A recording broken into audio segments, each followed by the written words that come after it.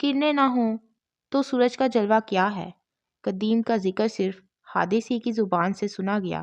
انسان فانی ہے لیکن وہ باقی کی دن میں ہے۔ اللہ باقی ہے لیکن وہ فانی ہی کو تخلیق فرماتا ہے، اسی فانی سے محبت کرتا ہے، اسی کے خیال میں رہتا ہے۔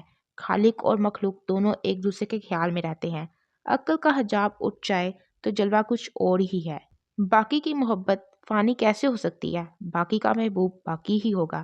بہرحال کلزم کے جلوے قطروں کے جلوے ہیں، نقش و نگار کی کثرت دراصل وحدت ہی کے جلوے ہیں۔ خیال ایک وسیع کلزم ہے، صاحب خیال کی تخلیقات قطروں کی طرح ہیں۔ قطرہ قطرہ تقسیم ہونے کے بعد بھی کلزم تو کلزم ہی رہتا ہے، اس کی وسعتوں کو کچھ فرق نہیں پڑتا۔ خیال بیان ہو کر بھی بیان نہیں ہوتا۔ سمندر سے 10 دریا نکال لیے جائیں تو بھی وہ جوں کا توں ہے، اور اگر اس میں 10 دریا شامل کر دیے جائیں تو بھی وہ جوں کا توں ہی رہتا ہے۔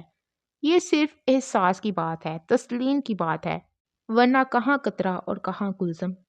قطرے کا وجود عطائے کلزم ہے اور کلزم کا وجود ماورائے قطرہ ہے۔ مصنف اپنے مضامین کو اپنی تخلیق سمجھتا ہے۔ وہ سمجھتا ہے کہ وہ خود ہی اپنی تصنیف کا خالق ہے۔ دراصل خیال کا خالق وہی ہے جو انسان کا خالق ہے۔ خیال جب چاہے جہاں سے چاہے نمودار ہو جائے، جس زبان سے چاہے بیان ہو جائے، جس قلم سے چاہے رقم ہو جائے۔ اس لیے ان مضامین کو خالق خیال کا احسان مانتے ہوئے آپ کی خدمت میں پیش کر رہا ہوں۔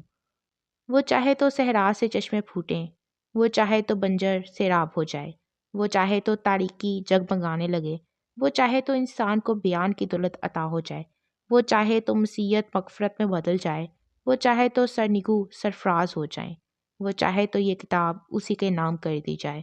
قطرہ اپنی ہستی اور اپنی ہستی کی بے مائگی کے علاوہ کلزم کو کیا پیش کر سکتا ہے؟ بس اپنی تخلیق، اپنے خالق کے نام۔